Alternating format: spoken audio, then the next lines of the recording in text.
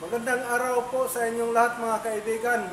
Sa araw na ito, ipakita ko po sa inyo kung paano mag-change oil ng Alphard. So sana makatulong po ito sa inyo kung paano mag-change oil.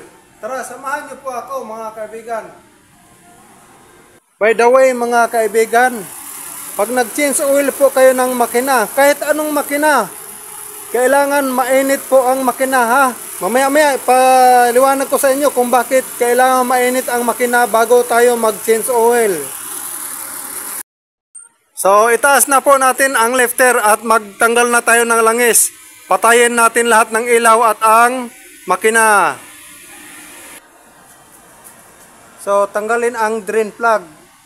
Number 14mm ang drain plug.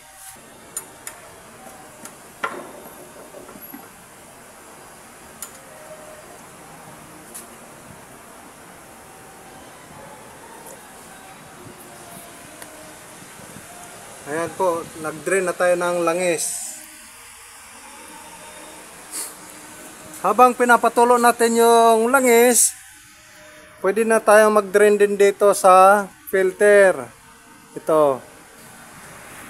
So mga kaibigan, pag nag-drain po tayo ng langis, kailangang mainit ang makina upang matanggal po ang mga sludge. Yung mga sludge, yun po ang naninikit sa cylinder block, yung namumuong langis. So kung mag-change oil kayo na malamig ang makina, yung mga sludge kumakapit yan doon sa cylinder block sa loob. Hindi lahat ng langis matatanggal dahil kumapit doon sa cylinder block kapag malamig. So mas mainam na mainit ang makina para lahat ng langis madidrain talaga. Lahat ng luma lalabas at mapapalitan na ng bagong langis. Okay ba mga kaibigan? So sana mag-comment kayo kung meron po kayong masasabi mga kaibigan. So tanggalin na natin ang oil filter.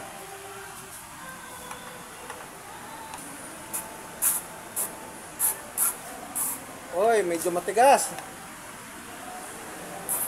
Oh yeah.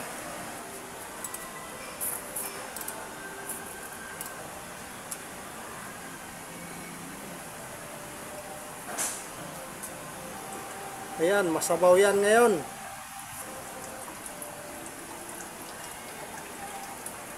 Ayan, tanggal na. So, linisin ang filter housing mga kaibigan ha. Huwag nyo ibalik na marumi. Kailangan malinis. Okay. At pag nalinis, palitan na ng o-ring. Itong o-ring pinapalitan. Kailangan palitan yung mga kaibigan kasi tatagas yan pag hindi nyo palitan ng bagong o-ring. Okay. So ito yung bago. Yan ipapalit natin. So bago na. Pati din itong sa likod. So bago na yung malaki. Ito ding maliit. Meron ditong o-ring na maliit. Palitan din nyo ito mga kaibigan ha. Okay. At ito ang pamalit nating filter na bago. Yan. So ito ang luma. Ito. So ang pagpalit isaklob nyo lang dyan sa loob. Yan. Okay. So ngayon ikabit na natin. So lagyan nyo ng bagong langis itong o-ring mga kaibigan. Ilubricate nyo para hindi masira pagkabit. Okay. At saka swabe pag ikinabit yan doon sa housing. So, isuksok lang pag ganyan mga kaibigan. Yan. Okay, at higpitan. Okay po. So, kailangan mahigpit ha. Secured ng maigi. So, ibalik na ang drain plug. Punasan mo na. At balik sa drain plug. Okay, katamtaman lang ang higpit. Pag sa tingin yung lumalaban na paghigpit ng drain plug, okay na po yun. So, ito po ang gamit kong langis mga kaibigan ha. Ayan, 5W30. Super Full Synthetic. So mga 7 litro ito mga kaibigan. Pero hindi ito maubos ha. Mga 6 lang mahigit ang mailalagay natin nitong langis. So mag-change oil na po na tayo ha. Magsalin na tayo ng bagong langis doon sa makina. Okay, salin na ng langis. Right, on down. Okay. Last na salin. Hop, kalahati muna, baka sumobra. Check natin sa dipstick. Ayan, nasa 2 guhit na.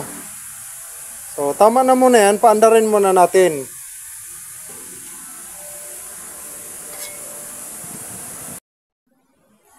Takpan na yung filler hole.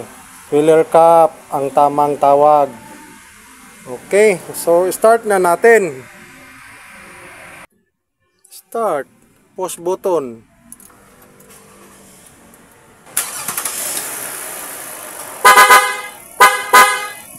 So maya-maya, check natin ang oil level. So check maigi ng langis ang level. Ayan.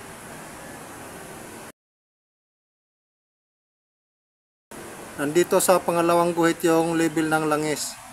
So ang nagamit natin is 6.5 liters. So ganun lang po kasimple mag-change oil nitong Alphard mga kaibigan. Take note ha, laging mainit ang makina pag nag-change oil ha. Para maganda ang takbo ng makina pag bago lahat ng langis. So sana nakatulong po sa inyo ang video na ito mga kaibigan at makisuyo sa pag-subscribe sa aking channel. Maraming salamat po sa inyong pagpanood. Hanggang sa muli po.